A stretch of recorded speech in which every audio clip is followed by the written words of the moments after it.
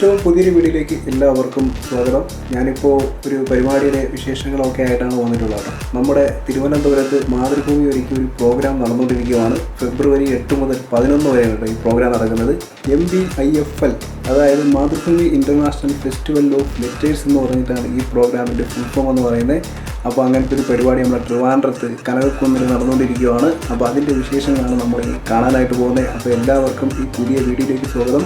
ഫെബ്രുവരി 8 മുതൽ 11 വരെയാണ് ഈ പ്രോഗ്രാം ഓടുന്നത്. ഇതിനകത്ത് പാസ് കാര്യങ്ങളൊക്കെ ഉണ്ട്. ഫെബ്രുവരി 8-ാം തീയതി നടന്ന കുറച്ച് പ്രോഗ്രാമിൻ്റെ വിശേഷങ്ങളൊക്കെയാണ് നമ്മൾ കാണാനായിട്ട് പോകുന്നത്.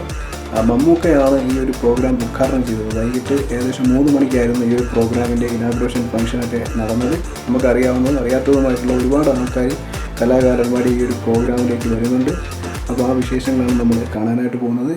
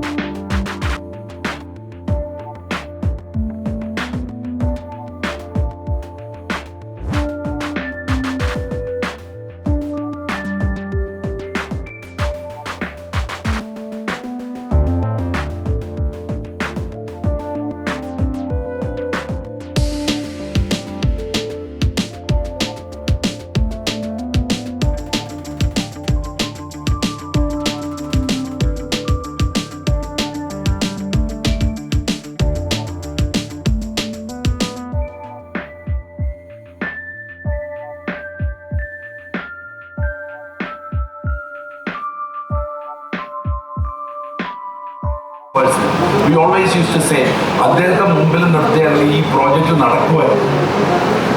അദ്ദേഹം അൺഫോർച്ചുനേറ്റ്ലി ഒരു രാഷ്ട്രീയ പാർട്ടിയിൽ ജോയിൻ ചെയ്തുകൊണ്ട് ഇപ്പോൾ നമുക്കങ്ങനെ പറയാം, നമ്മൾക്ക് ഫ്യൂച്ചർ ഉണ്ടാകുമ്പോൾ നമ്മുടെ കുട്ടികളെ ഇവിടെ നിർത്തണമെങ്കിൽ ഓൺലി ഈ അത് ഞാനൊരു ചെറിയ കാര്യത്തോടെ പറയാം. സോക്രട്ടീസ് പണ്ട് പറഞ്ഞിട്ടുണ്ട്, ഏറ്റവും ഫോർച്ചുനേറ്റ് ആയിട്ടുള്ള വ്യക്തി എവിടെ ജനിച്ചോ അവിടെ ജീവിച്ചു മരിക്കുന്ന ആളാണ് ഏറ്റവും ഫോർച്ചുനേറ്റ് ആയിട്ടുള്ളത്. അല്ലാതെ നൊമാഡിനെ പോലെ ജോലി തട്ടി I'm not saying that there's no fun in going around, but if we can have a ജീവിതത്തിൻ്റെ എന്തും അപ്പോഴങ്ങ് ചെയ്യുക, കോൺസിക്വൻസിനെ പറ്റിയല്ല. രണ്ടാമതിപ്പോൾ നിലീന പറഞ്ഞ ഇത് പ്രകടനപരത, വാസ്തവത്തിൽ നമ്മൾ പൊതുവെ ഓൾ ഓവർ ദി വേൾഡ് അത് ക്യാപിറ്റലിസത്തിൻ്റെ ഒരു ബൈ പ്രോഡക്റ്റ് ആണെന്നുള്ളതിന് യാതൊരു സംശയവുമില്ല. ക്യാപിറ്റലിസം എന്ന് പറയുന്നത് ഏറ്റവും കൂടുതലുള്ള സോക്കാൾഡ് സോഷ്യലിസ്റ്റ് കൺട്രീസിലുമാണ്. കാരണം ആ ഒരു ചിന്താഗതിയുടെ ഭാഗമായിട്ട് നാം എല്ലാവരും റാമ്പിൽ നടക്കുകയാണ്. We are all in a pedestal. ശരിക്കും നാം എന്താണ്, ഞാൻ എന്താണെന്നുള്ളതല്ല, എന്നെ പറ്റി ഇപ്പോൾ ജോണി സാർ എന്ത്, ജോണി എന്ത് പറയും, ഹേമേന്ദ്ര സാർ എന്ത് വിചാരിക്കും എന്നുള്ളതിലാണ് എൻ്റെ ചിന്ത. ദാറ്റ് മേക്സ് മീ അതിനെയാണ് ഞങ്ങൾ ഒരു ആസിഫ് പേഴ്സണാലിറ്റി എന്ന് പറയുന്നത്. ആസിഫ് അവർ എന്തൊക്കെയാണ് എന്നെ പറ്റി വിചാരിക്കുന്നത് അതാകാനുള്ള ഒരു ത്വര. അത് കൺസ്യൂമർ റിസൾട്ട് ഭയങ്കരമായിട്ടുണ്ട്. ഒരാവശ്യമില്ലാത്ത സാധനമായാലും നമ്മൾ വായിക്കുമ്പോൾ അതിൽ കിട്ടുന്ന ആ ഒരു സംതൃപ്തി, അതിൽ നേടുന്ന ഒരു സാക്ഷാത്കാരം. അപ്പോൾ ഈ രണ്ട് ഫാക്ടേഴ്സ് എനിക്ക് ഈ ഇന്നത്തെ ചർച്ചയിൽ, ഈ സൈക്കാട്രിസ്റ്റ് ആകുമ്പോൾ ഞങ്ങൾ പറയുന്നതിനേക്കാൾ കൂടുതൽ ആളുകളിൽ നിന്ന് എന്തെങ്കിലും കിട്ടുമെന്ന് നോക്കുന്നവരാണ്. അപ്പോൾ ലിസൺ ചെയ്യുന്നതിൻ്റെ ഭാഗമായിട്ട് എനിക്ക് കിട്ടിയ രണ്ട് പ്രധാന ഈ നമ്മുടെ ചിന്താഗതിയിൽ വന്നിരിക്കുന്ന ഈ ക്ഷണികത, രണ്ടാമത് നമുക്ക് വന്നിരിക്കുന്ന നമ്മുടെ ഒരു പെഡസ്റ്റൽ ഫീൽ, ഒരു റാമ്പ് ഫീലിംഗ് ആണ്. ഈ സാരി ഉടുത്തും ഡ്രസ്സിട്ട് നടക്കുന്നവർ മാത്രമല്ല, നമ്മൾ മിക്കവരും ഇന്ന് ജീവിതത്തിലെ ഒരു റാമ്പിൽ നടക്കും പോലെ എല്ലാവരും കാണുന്നുണ്ട് എന്ന് വിചാരിച്ച് ചെയ്യുന്ന ചില കാര്യങ്ങൾ.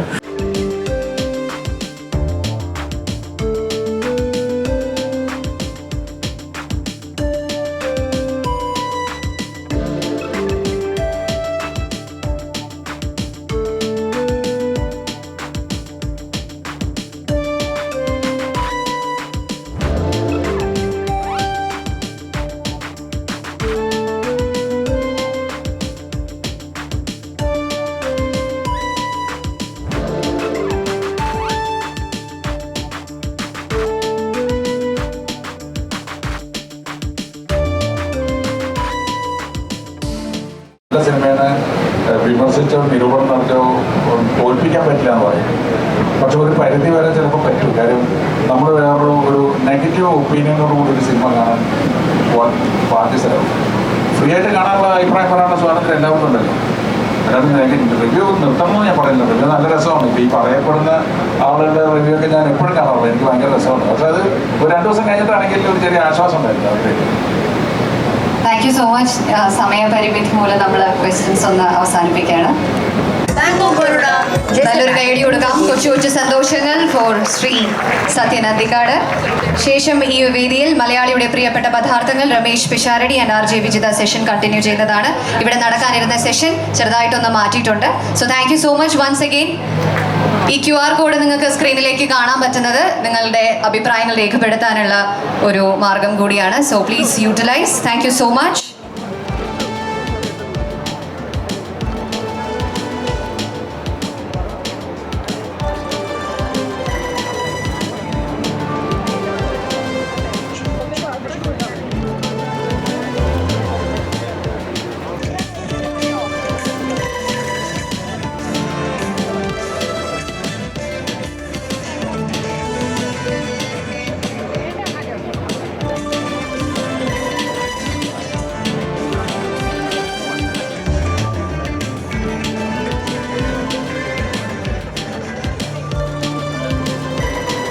പദാർത്ഥമല്ല, പദങ്ങളുടെ അർത്ഥം എന്നുള്ള അർത്ഥത്തിൽ മാത്രമാണ് നമുക്ക് പല പദങ്ങൾ നമ്മൾ നമ്മുടെ നിത്യത്തിൽ ഉപയോഗിക്കുന്നതും പറയുന്നതും കേൾക്കുന്നതുമായിട്ടൊക്കെ ഉള്ള ഒരുപാട് പദങ്ങളുടെ അർത്ഥങ്ങൾ, അതുകൊണ്ട് എന്ത് പ്രയോജനം തുടങ്ങിയ കാര്യങ്ങളിൽ സംസാരിക്കാമെന്ന് ഓർത്തിട്ട് വന്നു എന്നുള്ളതേ ഉള്ളൂ. അല്ലാതെ അതിനപ്പുറത്തേക്കുള്ളൊരു വലിയ ആലോചന ഉണ്ടായിട്ടില്ല. അതുപോലെ ഇപ്പം പൊതുവെ നമ്മുടെ സൗഹൃദങ്ങൾ ഉൾപ്പെടെ വലിയ വ്യവസായമാണ്. ഗുണം നിനക്കെന്ത് ഗുണം എന്നുള്ളൊരു വ്യക്തമായ ചിന്തയിലാണ് പോകാറ്. അപ്പോൾ എവിടെ പോകുമ്പോഴും നമ്മൾ പ്രത്യേകിച്ച് മലയാളികൾ എവിടെ പോകുമ്പോഴും അതിൽ നിന്നും എനിക്കെന്താണ് ഗുണം, എനിക്കെന്താണ് വീട്ടിൽ കൊണ്ടുപോകാൻ പറ്റുക എന്നൊരു ചിന്ത എല്ലാ മേഖലയിലുമുണ്ട്. അപ്പോൾ ഒരുപക്ഷെ 5 കൊല്ലമൊക്കെ വിജയകരമായിട്ട് ഇത്തരത്തിലൊരു പരിപാടി ഇത്രയും ജനപങ്കാളിത്തത്തോടെ നടന്നു പോകുന്നുണ്ടെങ്കിൽ ഇവിടെ വന്നു പോകുന്ന ഓരോരുത്തർക്കും വരുന്നതിൽ കവിഞ്ഞ് പോകുമ്പോൾ എന്തെല്ലാമോ മനസ്സിൽ കൊണ്ടുപോകാൻ സാധിക്കുന്നുണ്ട് എന്നുള്ളത് കൊണ്ടാണ് ഇത് വിജയകരമായി നടക്കുന്നത് എന്ന് ഞാൻ വിശ്വസിക്കുന്നു. അപ്പോൾ അതിന് വീണ്ടും വരാൻ കഴിയതും എൻ്റെ ഒരു വലിയ ഭാഗ്യമായിട്ട് ഞാൻ കരുതുന്നു. അപ്പം വിജിതയോട് ഞാൻ പറഞ്ഞു, ഇതിൻ്റെ ഒരു പ്രസക്തി വരുന്ന 1-2 ഘടകങ്ങളെക്കുറിച്ച് പറയാവുന്ന ഓർത്താണ് ഞാൻ പറഞ്ഞത്. ഞാൻ കഴിഞ്ഞ തവണയും പറഞ്ഞിരുന്നു, ഈ വായന നമ്മുടെ ഭാവനയ്ക്ക് തരുന്ന ഒരു വലിയ വിശാലമായ പ്രദേശമാണ്. ഞാൻ ഒരിടത്ത് സുന്ദരിയായ ഒരു പെണ്ണ് ഒരു വീട്ടിൽ താമസിക്കുന്നു എന്ന് ഞാൻ എഴുതിയത് വായിച്ചാൽ 1000 പേര് വായിച്ചാൽ അത് 1000 സുന്ദരികളും 1000 വീടുമായിരിക്കും. കാരണം ഓരോരുത്തരുടെയും മനസ്സിലെ വീടിന്റെ സങ്കല്പവും സൗന്ദര്യത്തിന്റെ സങ്കല്പവും വേറെ വേറെയാണ്. അതാണ് വായനയിൽ നമ്മുടെ ഭാവനയ്ക്കുള്ള പ്രസക്തി. പക്ഷെ കാഴ്ചയിൽ ഇപ്പം ചെമ്മീനെന്ന നോവല് വായിച്ച എല്ലാവരുടെയും മനസ്സിൽ ഓരോ കറുത്തമ്മയാണെങ്കിൽ സിനിമ കണ്ടു കഴിഞ്ഞാൽ പിന്നെ നമുക്ക് കറുത്തമ്മ ഷീലാമ്മയാണ്. എന്തെങ്കിലും ചോദിക്കട്ടെ, ഞാനെന്തെങ്കിലും പറഞ്ഞുകൊണ്ടിരിക്കുന്നുള്ളൂ ഉള്ളൂ. ഭാഷയെക്കുറിച്ച് പറയുമ്പോഴും ആശയവിനിമയത്തിനപ്പുറം കമ്മ്യൂണിക്കേഷൻ നടത്താൻ വേണ്ടി നമുക്ക് ഭാഷ ആവശ്യമുണ്ട്, നമ്മൾ ഭാഷ ഉപയോഗിക്കുന്നുണ്ട്. ഒരു കമ്മ്യൂണിക്കേഷന് അപ്പുറം ഭാഷ കൊണ്ടുള്ള പ്രയോജനം എന്താണ്, നമ്മുടെ ഭാഷയിലെ നമ്മുടെ ആവശ്യകതകൾ എന്താണ് എന്നുള്ളൊരു പോയിന്റിൽ നിന്നാണ് ഞാൻ ഈ പദാർത്ഥങ്ങൾ എന്നുള്ള കാര്യത്തിലേക്ക് വന്നത്. നമ്മൾ എന്തിനാണ് കാണാതെ പഠിക്കുന്നത്? നമ്മൾ ഗൂഗിൾ ചെയ്ത് കഴിഞ്ഞാൽ നമുക്ക് ഇഷ്ടംപോലെ കാര്യങ്ങൾ, ഈ ലോകത്തെക്കുറിച്ചുള്ള എന്ത് ചോദ്യത്തിനും ഉത്തരം ഗൂഗിളിൽ ലഭിക്കുന്ന സമയത്ത് നമ്മൾ എന്തിനാണ് കാണാതെ പഠിക്കുന്നത്, എന്തിനാണ് വായിക്കുന്നത്, എന്തിനാണ് ഭാഷ ഉപയോഗിക്കുന്നത് എന്ന് ചോദിക്കുന്നിടത്ത് ഒരു വലിയ പ്രസക്തി വരുന്നുണ്ട്. ഭാഷയും അർത്ഥങ്ങളും എല്ലാം നമ്മൾ മനസ്സിലാക്കുന്നതിന്. ഇപ്പം അത് അന്വേഷിച്ച് പോകുന്ന സ്ഥലത്താണ് നമ്മളിപ്പോൾ ഒരുപാട് ജിമ്മുകൾ കേരളത്തിൽ ഒരു 15 വർഷം മുമ്പുള്ളതിനേക്കാൾ കൂടുതൽ നിങ്ങൾ നോക്കിയാൽ കാണാൻ സാധിക്കും. ജിമ്മുകൾ ഇഷ്ടംപോലുണ്ട്.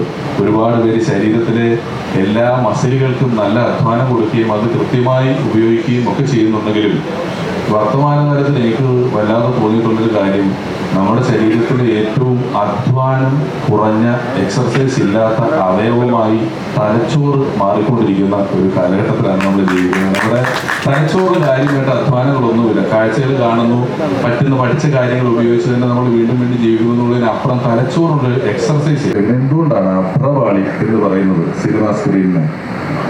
എനിക്കറിയാമോ? അതാണ്, അതായത് ഈ ഫിലിം ഉണ്ടാക്കുന്ന മൈക്ക എന്ന് പറയുന്നത് നമ്മൾ ഇംഗ്ലീഷിൽ പറയുന്ന സാധനം, അതിൽ ഈ സെല്ലുലേറ്റ് വെച്ചിട്ടാണ് ഫിലിം ഉണ്ടാക്കുന്നത്. അതിൻ്റെ മലയാള വാക്ക് അഭ്രം എന്നാണ്. മൈക്ക എന്ന് പറയുന്ന പ്ലാസ്റ്റിക്കിൻ്റെ ഈ ട്രാൻസ്പെറൻ്റ് ആയിട്ടുള്ള പ്ലാസ്റ്റിക് പീസിൻ്റെ പേരാണ്, അതിൻ്റെ മലയാളം വാക്കാണ് അഭ്രം. അതിൻ്റെ പാളികളിൽ ഈ സെൻറ്റൻസ് തേച്ചിട്ട് ഷൂട്ട് ചെയ്യുന്നത് കൊണ്ടാണ് ഇതിനെ അഭ്ര പാളികളിൽ ചിത്രീകരിച്ച എന്ന് നമ്മൾ പറയുന്നത്. ഇത് എന്നാ അടിച്ചോ, സംശയിക്കണ്ടേ, പറയുന്നില്ല.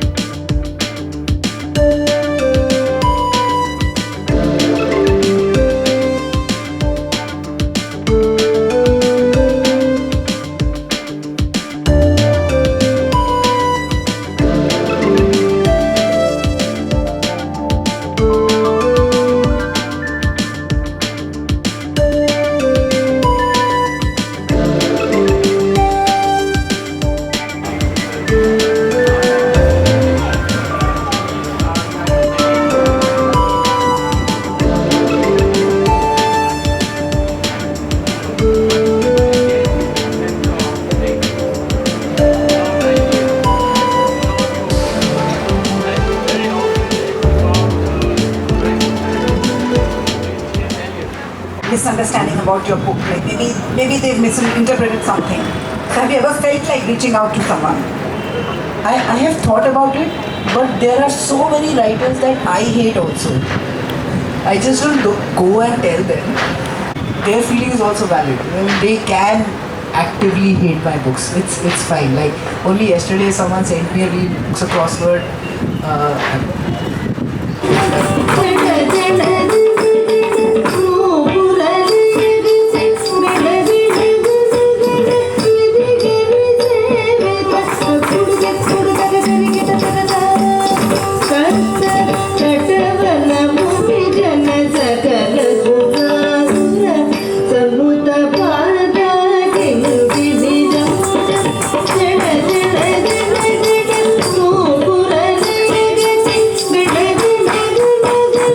City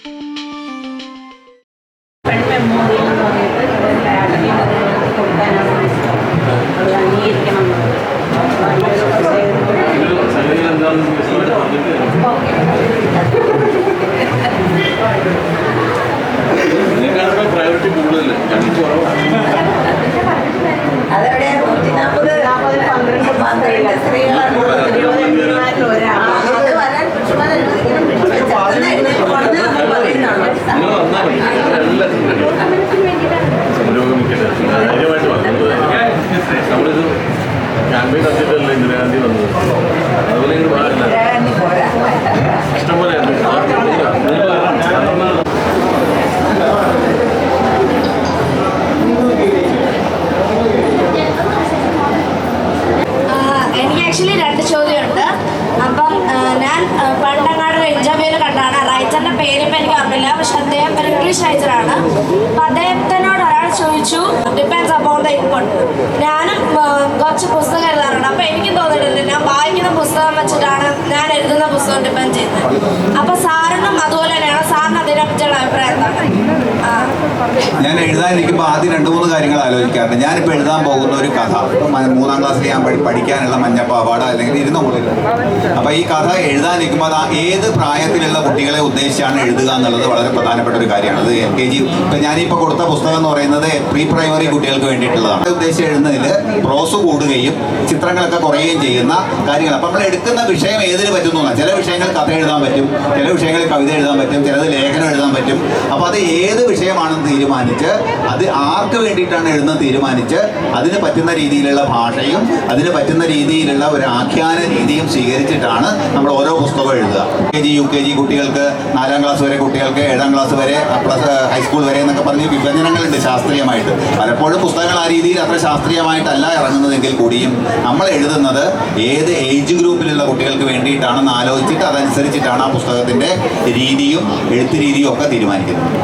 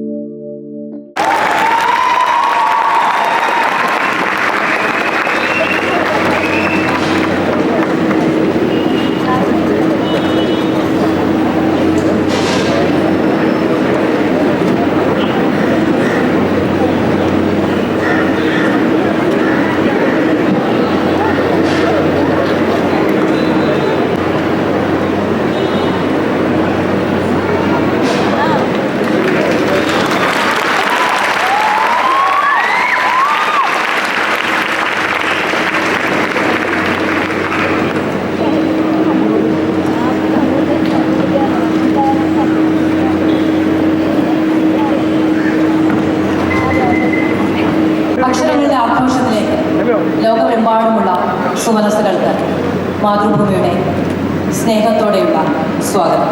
ബഹുസ്വര സഞ്ചാരങ്ങൾ, വ്യത്യസ്തമായ ആശയങ്ങൾ, കാഴ്ചപ്പാടുകൾ, അഭിപ്രായങ്ങൾ, നിലപാടുകൾ, അതൊക്കെയുള്ള ലോകമാണ് ഈ അക്ഷരോത്സവത്തിൻ്റെ ഇത്തവണത്തെ സന്ദേശമെന്ന് പറയുന്നത്. മാതൃഭൂമി അന്താരാഷ്ട്ര അക്ഷരോത്സവത്തിൻ്റെ 5-ാം പതിപ്പിലേക്ക് എല്ലാവർക്കും സ്നേഹത്തോടെ ആദരവോടെ സ്വാഗതം. നമ്മൾ ചടങ്ങുകളിലേക്ക് കടക്കുകയാണ്. ഏറെ ബഹുമാനത്തോടെയും സ്നേഹത്തോടെയും ആരാധനയോടുമൊക്കെ നമ്മൾ കാണുന്ന നമ്മളുടെ പ്രിയപ്പെട്ടവർ, അഭിമാനങ്ങളൊക്കെയാണ് വേദിയിലുള്ളത്. എല്ലാവരെയും അടുത്തറിയാനും കേൾക്കാനും നമ്മൾ കാത്തിരിക്കുകയുമാണ്. ഫെസ്റ്റിവലിൻ്റെ ഭാഗമായിരിക്കുന്ന പ്രിയപ്പെട്ട സഹോദരി സഹോദരന്മാരെ, നിങ്ങളോട് ഒരിക്കലും മമ്മൂക്കിയുടെ വാക്കുകളാണ് എനിക്കറിയാവുന്നത്. ഞാൻ പ്രശ്നത്തോട് മുതിരുന്നില്ല. കാരണം വെറുതെ പോക്ക് വെക്കേണ്ട ആവശ്യമില്ല. ഏതായാലും 5-ാം വർഷമാണ് ഫെസ്റ്റിവലിലൂടെ കലാപ്രകടനം നടക്കുന്നത്. ആരാണ് നമ്മുടെ അഭിമാനം? ആരാണ് നമ്മുടെ സ്നേഹം, നമ്മുടെ സൗന്ദര്യമൊക്കെ അദ്ദേഹമാണ്, അല്ലെ? മാതൃഭൂമി അന്താരാഷ്ട്ര അക്ഷരോത്സവത്തിന്റെ ശോഭയ്ക്ക് മാറ്റുക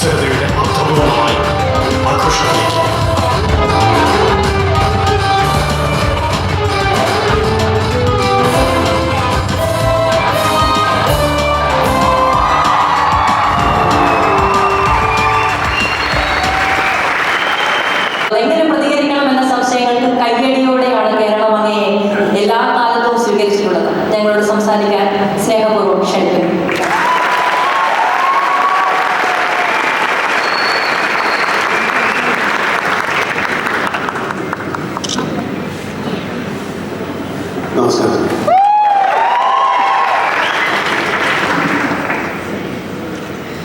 അക്ഷരോത്സവം ഉദ്ഘാടനം ചെയ്യാനുള്ള എൻ്റെ യോഗ്യതയെ പറ്റി സംസാരിക്കാമെന്നാണ് ഞാൻ ആദ്യം ആലോചിച്ചത്.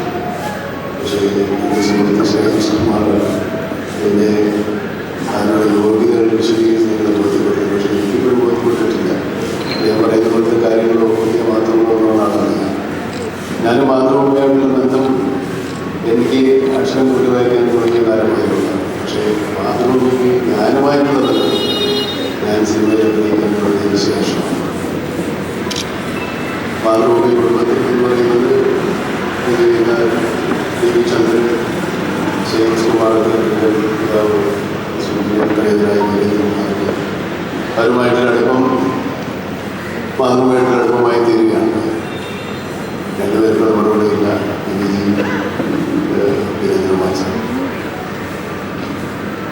മാതൃഭൂമിയുടെ ചരിത്രവും ഉത്ഭവവും ഒക്കെ നമ്മുടെ സ്വാതന്ത്ര്യ സമരം പോലെ നമുക്ക് വളരെ സുപരിചിതമായി നമ്മുടെ സാംസ്കാരിക ജീവിതവുമായി ചേർന്നിരിക്കുന്നു. മാതൃഭൂമി ഉണ്ടാക്കാനുണ്ടായ മാതൃഭൂമിയുടെ സംഘാടകർ, മാതൃഭൂമിയുടെ ആദ്യത്തെ പ്രവർത്തകർ സ്വാതന്ത്ര്യ സമരത്തിൽ പങ്കെടുക്കുകയും ജയിലിൽ പോവുകയും ഒരുപാട് മർദ്ദനങ്ങൾ ഏറ്റിട്ടുള്ളത് മാതൃഭൂമിക്ക് അങ്ങനെ വലിയ ചരിത്രങ്ങളില്ല. നമ്മുടെ സാംസ്കാരിക രംഗത്ത് അല്ലെങ്കിൽ നമ്മുടെ സംസ്കാരത്തിന്, കേരളീയ സംസ്കാരത്തിന് മാതൃഭൂമി അത്രത്തോളം നമ്മൾ കടപ്പെട്ടിട്ടുണ്ട്. നമ്മുടെ ഒരു സ്വാതന്ത്ര്യത്തിൻ്റെ പങ്ക് അവരുടെ കൂടെ സംഭാവനയാണ് അതിൻ്റെ പ്രവർത്തകരുടെ കൂടെ സംഭാവന. അതിന് മാതൃഭൂമി പത്രം വായിക്കാത്ത ആൾക്കാർ കുറവാണ്. നമ്മുടെ ജീവിതത്തിൽ ഒഴിച്ചുകൂടാനാവാതെ നമ്മൾ വളരെയേറെ വായനാപ്രേമികളും ഒരുപാട് വാർത്താ ആർത്തിയുള്ള ആളുകളുമായതുകൊണ്ട് പത്രവായന നമുക്ക് അത്ര കുറവാണ്. മാതൃഭൂമി സ്വാഭാവികമായിട്ട്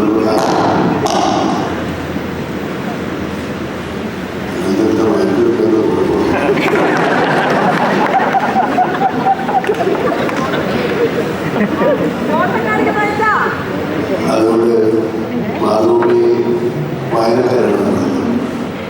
മാതൃഭൂമിയുടെ വളരെ ധീരമായ മുഖപ്രസംഗങ്ങളും ധീരമായ നിലപാടുകളും പക്ഷെ നമ്മുടെ രാഷ്ട്രീയ സാമൂഹിക സാംസ്കാരിക മണ്ഡലത്തിൽ കേരളത്തിൻ്റെ യശസ് ഒരുപാട് ഉയർത്തിയതുകൊണ്ട് നമുക്ക് ഒരുപാട് അഭിമാനകരമായ ഒരുപാട് പ്രസ്താവനകളും തീരുമാനങ്ങളും മാതൃഭൂമി നമ്മുടെ നവോത്ഥാന പ്രസ്ഥാനങ്ങളായ ഒരുപാട് ഐക്യകേരളം മുതൽ ഭാഷാ സംബന്ധമായ കാര്യങ്ങൾ ഉൾപ്പെടെ മാതൃഭൂമി നമ്മുടെ കൂടെ ഉണ്ടായിരുന്നു. മാതൃഭൂമി നമ്മുടെ കൂടെ ഉണ്ടായിരുന്നു.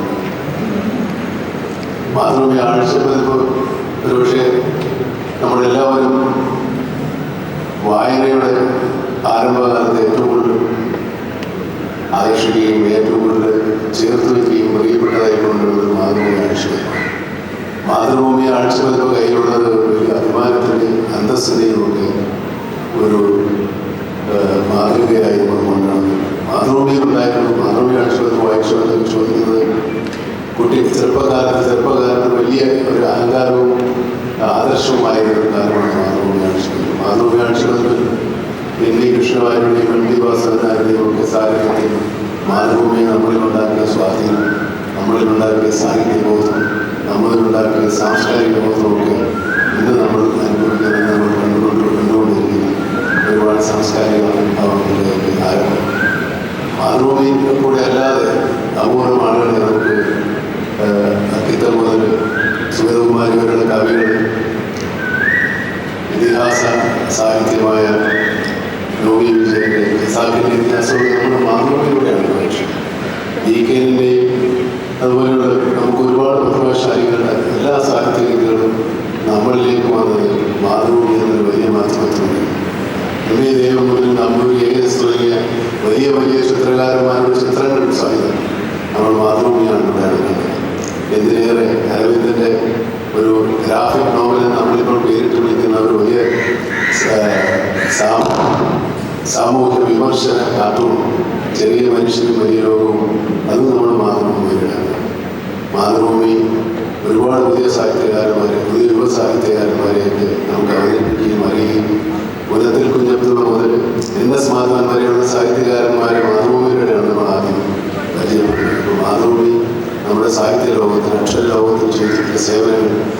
സാന്നിധ്യവുമാണെന്ന് ഞാൻ ഈ അവസരത്തിൽ ഓർക്കുകയാണ്.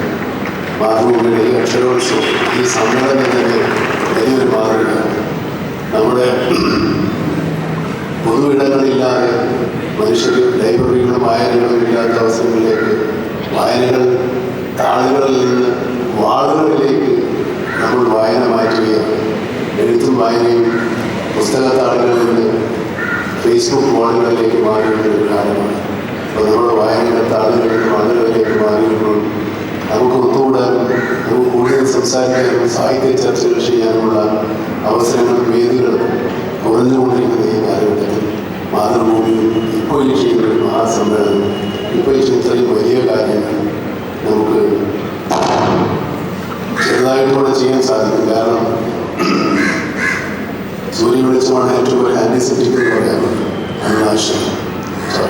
അണുനാശിനി എന്ന് പറയാറുണ്ട്. അതുപോലെ നമ്മുടെ സമൂഹത്തെ കാണുന്നതിന് ഒരുപാട് അണുക്കളുണ്ട്, ഒരുപാട് ജെയിംസ് ഉണ്ട്. അതിലേക്ക് കൊന്നു തിന്നാൻ നമുക്കിതുപോലുള്ള സാഹിത്യ വേദികൾ തന്നെ കിട്ടും. അത്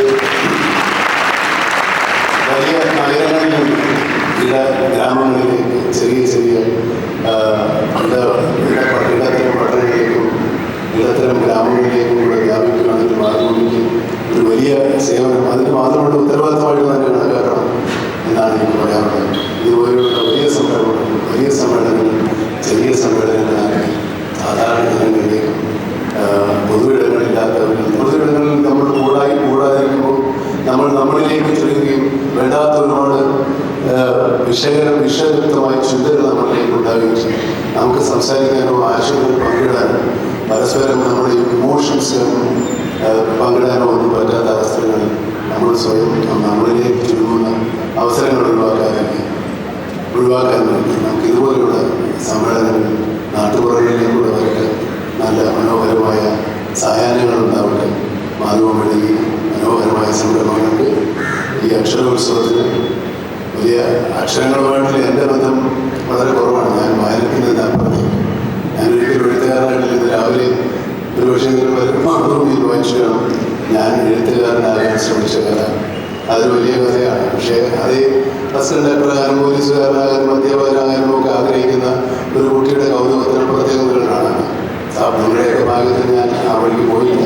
എൻ്റെ ഭാഗ്യത്തിന് സമാധാനമായി എൻ്റെ ഭാഗ്യത്തിന് നിങ്ങളത് ഭാഗ്യത്തിലുണ്ട്. ഞാൻ പറയുന്നത് മാതൃഭൂമിയുടെ ഈ സംരംഭം വലിയ വലിയ വലിയ നേട്ടങ്ങൾ നമ്മുടെ സാംസ്കാരിക സാഹിത്യ ലോകത്തിലുണ്ടാക്കട്ടെ എന്ന് ആഗ്രഹിക്കുന്നു. ഒരുപാട് വലിയ വലിയ പ്രതിഭകളും പ്രതിഭാശാലികളും മഹാന്മാരുമായ സാഹിത്യകാരന്മാരുടെ മുമ്പിലാണ് ഞാൻ നിൽക്കുന്നതിനുള്ള ബോധമുണ്ട് എനിക്ക്.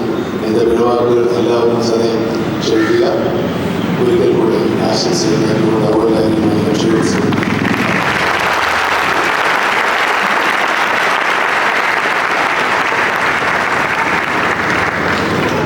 കേരളത്തിലെ സാഹിത്യ ഫെസ്റ്റിവലുകൾ സംഘടിപ്പിക്കാൻ തുടങ്ങിയപ്പോൾ ചുരുങ്ങിയ കാലം കൊണ്ട് കേരളത്തിലുടനീളം ചെറുതും വലുതുമായ സാഹിത്യോത്സവങ്ങൾ ഇപ്പോൾ സംഘടിപ്പിക്കപ്പെടുന്നുണ്ട്. അക്ഷരത്തെ, വായനയെ, സംസ്കാരത്തെ, ചിന്തയെ ഉദ്ദീപിപ്പിക്കുന്ന തരത്തിലുള്ള സംവാദങ്ങൾ അവിടെ നടക്കുന്നുണ്ട്. അത് പണ്ട് ഉണ്ടായിരുന്നതിൽ നിന്ന് വളരെ വ്യത്യസ്തമായിട്ട് ജനങ്ങളുടെ കൂടി വമ്പിച്ച പങ്കാളിത്തത്തോടുകൂടിയാണ് നടക്കുന്നത്. ഒരു നാട്ടിൽ, ഒരു ഭാഷാ സംസ്ഥാനത്ത് ഒരു നടൻ അതിലെ എല്ലാ ഭാഷകളും എക്സ്പീരിയൻസ് ചെയ്ത് വിജയിച്ചത് ആര് പറഞ്ഞാലും ശരിയാവില്ല. തൃശ്ശൂർ ഭാഷ ആര് പറഞ്ഞാലും ശരിയാവില്ല, കാരണം തൃശ്ശൂർക്കാരെന്നെ പറയണം. പക്ഷെ മമ്മൂട്ടി 99% വിജയിച്ചു എന്ന് ഞാൻ പറയും.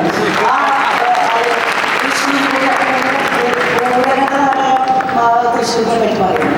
അതുപോലെ തന്നെ അദ്ദേഹം മറ്റ് പല തരത്തിലുള്ള നാടുകളുടെ ഭാഷ, പ്രദേശങ്ങളുടെ ഭാഷ, പ്രാദേശിക തനിമയോടുകൂടി ആ ഭാഷ അവതരിപ്പിക്കാനുള്ള ഒരു വലിയ കഴിവ് പ്രകടിപ്പിച്ച ഒരു ബഹുസ്വര നടനാണ്. അതൊരു പ്രധാനപ്പെട്ട ഒരു സംഗതിയാണ്. അദ്ദേഹത്തിന്റെ യോഗ്യതയെ പറ്റി പറഞ്ഞപ്പോൾ സൂചിപ്പിക്കേണ്ടത്. അതൊന്നും അല്ലാത്ത വലിയ യോഗ്യത അദ്ദേഹത്തിന് ഈ സമ്മേളനം ഉദ്ഘാടനത്തിലുണ്ട് എന്നത് വേറെ കാര്യം. എന്ത് തന്നെ ആയാലും നമ്മളെ സംബന്ധിച്ചിടത്തോളം ഈ സാഹിത്യോത്സവത്തിൽ പങ്കെടുക്കുന്ന ഒരുപാട് ചിന്തകരുണ്ട്, രാഷ്ട്രീയ പ്രവർത്തകരുണ്ട്, സാമൂഹിക പ്രവർത്തകരുണ്ട്. I'm Mansoura Al-Sittin, a writer from Egypt. I'm super excited to be here in Kerala for the first time and to be part of Mathrubhumi International Festival of Letters 2024. The theme of the festival is highly important because our world is diverse and rich. You mother culture through the lens of otherness. Their vision is mostly clouded by stereotypes, cliches, and sometimes racism. Mathrubhumi digital business മേധാവി director മയൂര ശ്രേയംകുമാറിനെ വേദിയിലേക്ക് ക്ഷണിക്കുന്നു.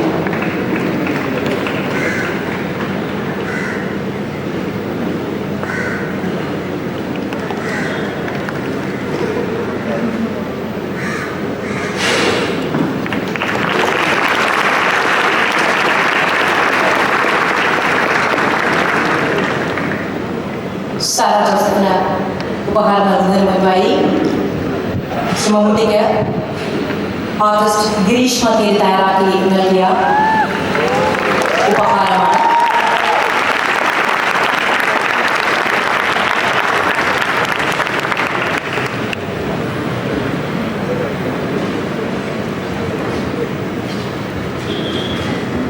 Sara ജോസഫിന് ഉപഹാരം നൽകുന്നതിനായി Mathrubhumi director Shrimati ലതാചന്ദ്രനെ വേദിയിലേക്ക് ക്ഷണിക്കുന്നു.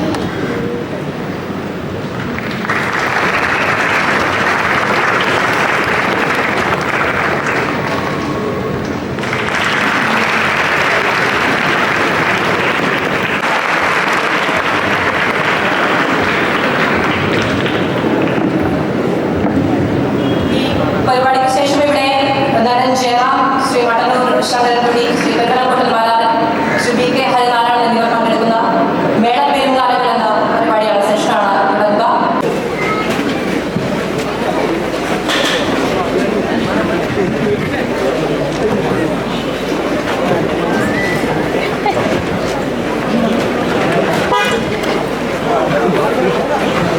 Hello hello hello ഇങ്ങോട്ടാ എനിക്ക് ആ ഗ്ലാസ് ഒന്ന് തട്ടെ, ഇതങ്ങ് കൊടുത്താൽ മതി.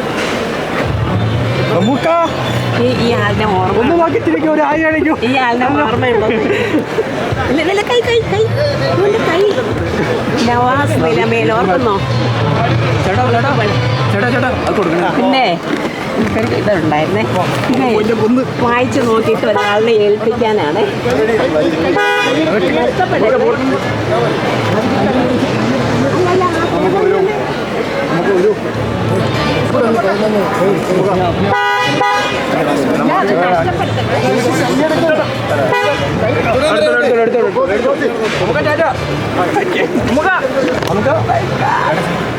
എഴുത്തു